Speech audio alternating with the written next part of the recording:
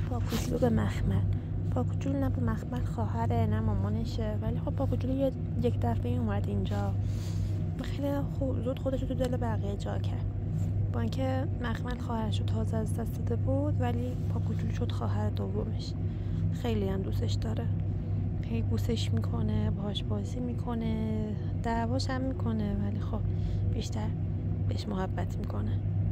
حتی دو تا خواهر برادرای دیگه مخمل باهاش صمیمی‌تره پاکوجلو. خلاصه پاکوجلو خیلی دختر مهربونی، یه کوچولو عصبی هست ولی خیلی خیلی مهربونه. قربونت بشم پاکوجلوی من. نکن خفش نکن، دارم ازت تعریف میکنم.